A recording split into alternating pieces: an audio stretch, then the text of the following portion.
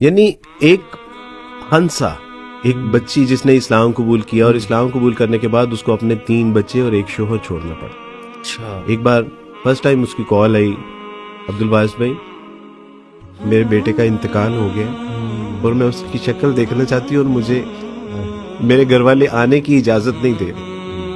मैंने कहा बेटी आप आ जाइए, कोई ऐसी बात नहीं। वो आए, उस अल्लाह की बंदी ने अपने मरे हुए बेटे की जो शक्ल थी वो सड़क के ऊपर देखी। उन्होंने कहा कि ना घर आने देंगे ना कब्रिस्तान में जाने देंगे, सड़क के ऊपर। और हमारे साथ 2 जो है वो पुलिस मोबाइल थी और उनकी कस्टडी में ये कि फसाद ना हो, सड़क के ऊपर एक माँ, उसके जज्बात, एहसासात, कैफियत क्या होंगे।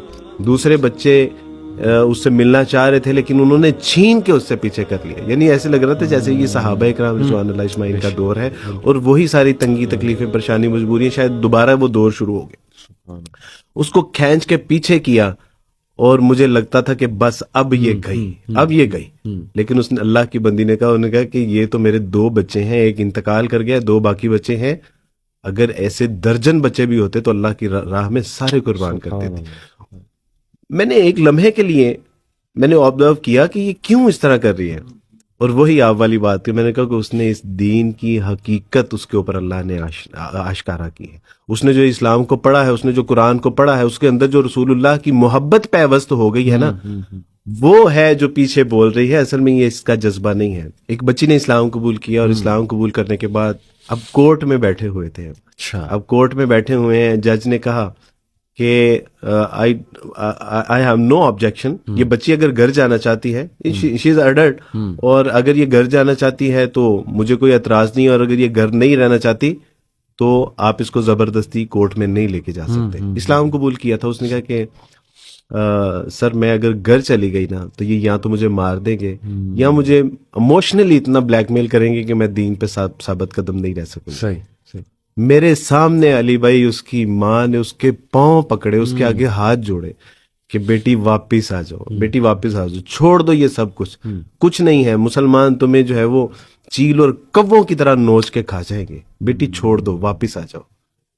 और वो अल्लाह की बंदी की जुबान पे ऐसी खामोशी थी। वो जिन्होंने रसूलुल्लाह को नहीं देखा था वो बातें करते थे, और जिन्होंने रसूलुल्लाह सल्लल्लाहु अलैहि वसल्लम को देख लिया, पढ़ लिया, समझ लिया, उनके ऊपर खामोशी तारी हो जाती है। वो खामोशी थी कि मैं उस रसूलुल्लाह के साथ कैसे बेवफाई कर सकती हूँ, मैं उस अल्लाह के साथ कैसे बेवफाई कर सकती हूँ।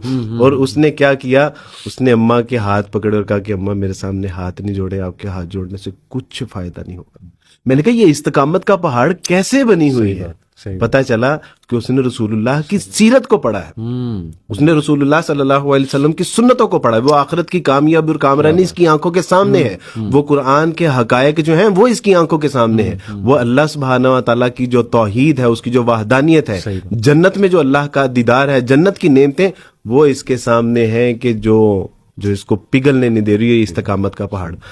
अली भाई हमें यानी बताया क्या जा रहा है बचपन में, ना कुरान सिखाया जा रहा है, ना कुरान की हिकमत और दानाई का सबक दिया जा रहा है, ना हमारे पास कुरान के उलूम व फनून है, ना फजाइल है, ना रसूलुल्लाह सल्लल्लाहु अलैहि वसल्लम का इश्क रसूल हमारे अंदर इंजेक्ट किया जाता है। आज आके ऑक्सफोर्ड से शुरू होते हैं और ऑक्सफोर्ड पे जाके खत्म हो जाते हैं। कहाँ से, यानी वो इकबाल कहते हैं कि गला तो गोंट दिया अहले मदरसा ने तरह, सदा आए कहाँ से ला इलाहा इल्लल्लाह। हमने अपने बच्चों को बचपन में क्या, हमने अपने बच्चों को बचपन में लोरियों में रसूलुल्लाह सल्लल्लाहु अलैहि वसल्लम की दुरूद शरीफ पढ़ा। यानी वो भी तो माएँ थी ना कि जो लोरियों में अपने बच्चों को दुरूद शरीफ पढ़ के सुनाया करती थी। वो भी तो माएँ थी कि जिन्होंने अभी बच्चा गोद में होता था तो उनका ख्वाब ये होता था कि ये मेरा बच्चा यहूद और नसारा से बैतुल मुकद्दस को आजाद करवाएगा। वो भी तो बच्चे थे ना कि जिन्होंने 16 साल की उम्र में सिपाही सालार बना के जो है वो सिंध में जो है वो उन्होंने इस्लाम की खिदमत में अपने आप को जो है वो सर्व कर दिया। कैसे पैदा होंगे? आज औरत ये शिकायत तो हमसे करती है कि मर्द ठीक नहीं है। अभी हमने उन बच्चों की तरबियत ही नहीं की जिन्होंने आज आज आज आज मर्द बनना था। आज से ये काम, और ये कोई मुश्किल काम नहीं। मैं आपसे ये अर्ज करता हूं कि खाना खाए बगैर भी हम मर जाएंगे और खाना ना खाए बगैर भी हम मर जाएंगे। एक दिन हमने मर जाना है। हम अगर रसूलुल्लाह सल्लल्लाहु अलैहि वसल्लम की सुन्नत के मुताबिक नहीं जिंदगी बसर करेंगे ना, मौत फिर भी हमको वो चक लेगी। और अगर हमने रसूलुल्लाह सल्लल्लाहु अलैहि वसल्लम के सीरत और किरदार को अपनी जिंदगी में अपना लिया तो फिर शायर कहता है कि हयात अगर हयात है तो फिर मौत भी हयात है। यानी जिंदगी अगर वैसे गुजारी जैसे जिंदगी गुजारने का हक है अल्लाह और उसके रसूल के अहकामात के मुताबिक, तो फिर मौत नहीं है, फिर मौत भी हयात है।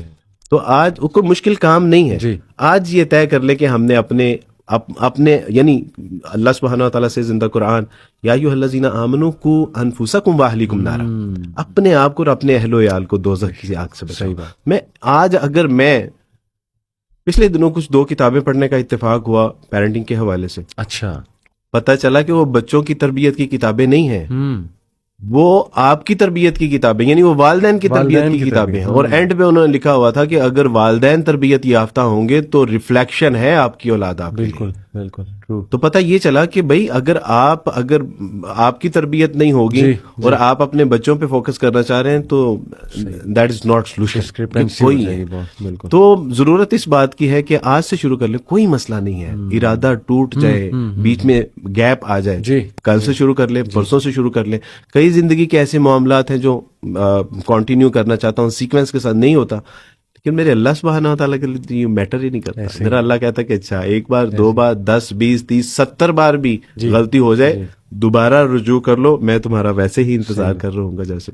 तो आज से इंशाल्लाह इसका आगाज करते हैं कि एक अच्छा सच्चा पक्का, अक्सर हमें लोग पूछते हैं कि अब्दुल वासिफ भाई दावत हम देना चाहते हैं तो कैसे दें। शायद उनके जहन में ये है कि ये कोई यानी आइजैक आइंस्टाइन का कोई फॉर्मूला है, वो जो 3rd लॉ है कि ये बताएंगे तो समझ आ जाएगा। तो मैं उनसे कहता हूं कि देखें, अच्छा डॉक्टर अच्छा इलाज कर सकता है, अच्छा हकीम अच्छा इलाज कर सकता है, अच्छा वकील ही अच्छा केस लड़ सकता है, अच्छा इंजीनियर ही अच्छा स्ट्रक्चर बना सकता है। अगर आप लोगों को अच्छा यानी इस्लाम और अच्छा मुसलमान बनाना चाहते हैं तो आपको एक अच्छा मुसलमान बनना पड़ेगा। ये है सिंपल सोल्यूशन फॉर द दावा। अगर आप दाई बनना चाहते हैं तो आपको एक अच्छा मुसलमान बनना पड़ेगा। और अगर इकबाल कहते हैं कि अपने मन में डूबकर पाजा सुरागे जिंदगी, तू अगर मेरा नहीं बनता ना बन, अपना तो बन। अली भाई हम नहीं अपने बच्चों की फिक्र करें, हम नहीं इस बात की फिक्र करें कि लोगों में दावत और तबलीग का काम करें। अली भाई अपनी आखिरत के लिए हम कोशिश करें, अपनी आखिरत की फिक्र तो करें। अपने आप को दोजख से आग के बचाने से तो खुद को, यानी अगर हम इतने ही वो, तो चलें अपनी जन्नत का सामान करने के लिए यहाँ आज से स्टार्ट करते हैं। There is no problem. आज से, कल से, परसों से, और 10 बार नहीं, 70 नहीं, 70 100 बार भी। मेरा अल्लाह बहुत करीम है। या युहल इंसान मा गर्रका बिरब्बिकल करीम। O man where are you going, भाई अपने रब्बे करीम को छोड़ के कहाँ जा रहे हो? कुछ नहीं, जिल्लत और रुसवाइयों के सिवा कुछ नहीं है। अली भाई आखिरी बात मेरी तरफ से कि ये इस्लाम जितनी बड़ी नेमत है ना, आप तो भी बात कर रहे थे ना अपने माँ बाप, बहन भाई, अल्लाह की कसम इस कायनात को भी अगर छोड़ना पड़ता ना तो अपने अल्लाह के लिए, रसूलुल्लाह के लिए, किताबुल्लाह के लिए एक रत्ती भर दरेक ना करता। ये इतनी बड़ी नेमत है। अल्लाह इस नेमत की हमें कदर करने की तौफीक अता फरमाए और उसको समझने की तौफीक अता फरमाए। एक्सीलेंट, माशाल्लाह। और मैं जस्ट